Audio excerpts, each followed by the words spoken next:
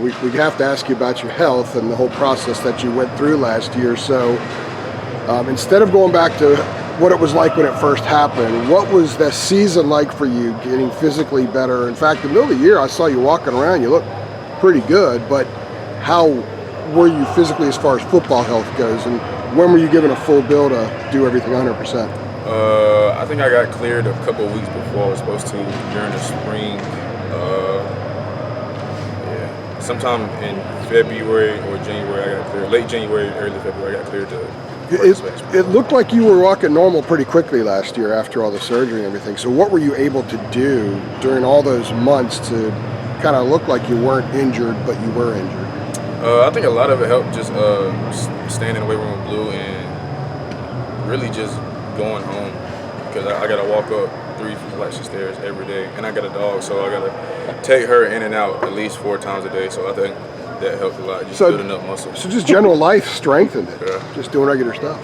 What kind of dog do you have? What's the dog's name? My dog's name is Athena. She's XF bully. British, how disappointed were you? I mean, no one ever wants to get hurt, but it looked like it could have been a big season for you. It looked like you might be the starter at running back, and then the injury happens last August. Like, just what kind of blow was it to you personally, to what it seemed like was building up? I wouldn't say I was disappointed, because it's just a part of the game. But I would say it definitely opened my eyes to just look back and see what I did like beforehand, or what I could have done, and I just didn't want to repeat that process, and not maybe just I could have took a couple of days off, and so now I'm just like not taking it for granted and just going hard. I think a lot of people thought that your college career was over with that injury. You've been around here a long time. Like, did you at the time, the night you got hurt, did you think that was it for you with college football? Did that thought cross your mind? Not really. I don't think I ever thought about not playing. I ain't really think about it. Even when I got hurt, I was just like, I knew I was done for the season, because I could obviously tell. But even a week after that, I wasn't thinking about football at all. I was just thinking about getting back. What did you learn, especially as a leader on this team? Because you had to kind of take a new role as an off-the-field leader, not able to help them compete on the field. But was there anything you learned, maybe from a coaching perspective or from a teammate, that you were able to do and help the team last year?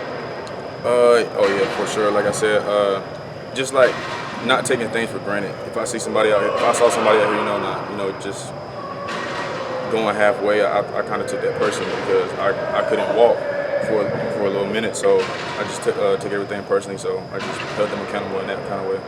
How do you think that helped you for this year? It helped me push myself, because I wouldn't tell nobody something that I wouldn't do. So I'm just trying to hold myself accountable in all aspects. Rich, how'd you kind of keep everything, in perspective? Even you, as you just kind of talked about, even when the injury happened, you knew you were going to be out for the season, but you didn't think, it's over and things like that. What kind of helped you keep that perspective and kind of that even keel, kind of mentality to it? I'd say my teammates helped a lot, just checking in on me. I wasn't too worried about not playing. I wouldn't say I would try to get in a slump, but just trying to stay positive around the boys. Are you much of a social media guy? No, I get off like a lot. So you have no idea what the reaction was when it came out that you were out for the year? I think I might have been off of Instagram when I got hurt. There's a pretty big swell of people reacting to it, a lot of fans. How were your teammates when they find out? I know you guys deal with injuries all the time, but I think in your case it was a little bit different, because you had come back and you finally had that opportunity. So how did they handle the news in lifting you up, different from just over the course of months, but initially? I would say just anytime they see me working out, they would always come cheer me on. Like, even it would be like, mid-practice, they would be inside, I would be, in the weight room, and somebody would come out there and just see what I was doing and cheer me on, or they'll be like walking past and just cheer me on. And I thought that was like, one of the biggest things somebody could do for me. So. British, what do you see as your role with this particular team? Just being a leader, being an older guy on the team, just looking out for my younger teammates, showing them the way. So. What does that look like in the running back room? Obviously, a lot of guys in there. I mean, how do you handle all that? Really just being there for them. Like I said, just being here for a long time, you can see when somebody's, either confused or in a slump, and just being there for him, just telling him like, you know, we all went through it. It'll be okay. You'll learn. You got time to learn, so there's no rush to learn. Did you actually sit down at any point and say, okay, here are the reasons I want to come back? Like, how did you approach actually making the decision of, I'm going to come back for another year? Like, what was that whole just process like for you sorting it out? Honestly, I just woke up and said I was going to come back. I don't got no reason or rhyme behind it. I literally woke up one day and I told Mac I wanted to come back. Yeah, I think we talked to him that day, didn't we? Because he was like beaming. Like, British Brooks came in and he had an announcement to make. Yeah. I just woke up and I just immediately texted him. Okay. What do you think? Wait. What do you think of his impersonation? No, we don't need to. I was going to ask you about the I impersonation. don't know if I need to answer that one. Well, what do you think? What do you think got you there? What do you think put you in that frame of mind to? All right, today's the day that I decide I'm going to do this.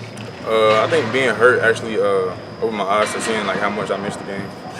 So it really like I don't think I ever missed a game that much. Just being on the sideline, seeing everybody play, and especially us having like, you know, a good season. So it was like I really missed it. So I talked to a guy one time who had a similar case as you, and he said that there was a football burn inside him, that the longer he was out, the more it burned, and that's how he knew he was going to come back and get back to full health. Was that sort of what your experience was? Something like that, yeah. Just seeing, like I said, like I would be out here and see somebody, you know, take a play off, and they would just leave me alive. So what special teams are you on?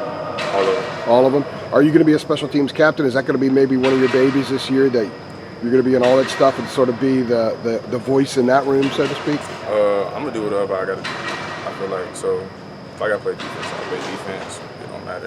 If I gotta kick, I gotta kick. So I feel like I want to be a leader in all aspects of the game. Would you yell at him, British? Huh? Would you yell at him when you said it would eat you up to see people maybe kind of? No. I'm not a yeller. I'll pull somebody to the side and just like chat with them a little bit. Okay. Is there a look that you might give them if they know? Some guys have that. Nah. Like I wouldn't pull them aside instantly. I just talk to them after practice. You know, see what's going on in their head first. Just, British, what makes a good special teams player? It's obviously, you know, very important kind of aspect of the game, changes games. What makes a good special teams player? not wanting to be beat. Running game definitely needs to improve a little bit this year, and with you being back and being a leader on that squad, how do you think you can help them, and what kind of things do you think that will do to help Drake May elevate his game even more than what we saw last year? Drake May is a magnificent quarterback, I'm going to say first. I think the running game will help him a lot because it gives him more options. Like I said, we can help in the passing game as well. So having a lot of weapons around him can just make this offense number one in the nation. So. British. Two follow-up questions. Sure. First, are you excited to be able to catch a ball from a potential Heisman quarterback? And second, what do you think? Are you the answer to Mac Brown's solution of trying to get the running game back on track? I think the running back room is the answer to Mac Brown's solution. So we got a whole bunch of guys in that room. So I wouldn't say it's just me. We got George, Caleb, Jordan Lewis, Kellen Hood, Omarion, Elijah. I'm not missing nobody. What are some of the guys who kind of stuck out to you in that room? Like George, Omarion, who's the guy stuck out to you over the past I think year? everybody's having a good camp. I think everybody's having a really good camp. A lot of people are growing. I feel like the whole room is having a good camp. I wanted to ask you came in with Michael Carter, Javonte Williams, two guys that you keep in contact with a lot. How have they supported you over the last year? Just making sure they just check up on me from time to time, making sure like I'm feeling all right, how things are going. And, it's not always just football with them. Those two people are my brothers, so they, like I said, we just check in, chat it up, see what they're doing. And you say Got one more for British. When you woke up and you told Mac that you're coming back, like describe that scene for me. Is it a text? Are you going into the office? Just paint that picture. I think I texted him. I think I woke up, I forgot what time it was. I think it was before like a Friday meeting or something like that, or a Thursday meeting. I forgot what day it was. I woke up, and I was just sitting there and I just texted him. Didn't have no thought behind my eyes. I just texted him out of nowhere. And then I forgot. Is there a text back? Was it? I think there was, right? Gotta be, right? I left you on red. Yeah, I would assume so. I would think so. Can you I'm sure imagine? I can't pinpoint exactly what he said, but I think he did text back. British, the question that Nia had for you, like, can you give us maybe a specific example of how Amarion's improved, or how George, or some of the younger guys? Like, what are specific things a veteran like you has been able to pick out from some of those younger guys? What they're showing this camp as compared to last year or something. What specific jumps have you seen from them? I think a lot of the room is now starting to grow on pass protection. Seeing blitzes or levels of the linebackers, safeties, the corners, peaked or not, they're doing a lot better at seeing little indicators of blitzes. That's a big thing, obviously. Yep. Thank you, Brady. Thanks, Brady. Cool, man. Thank you.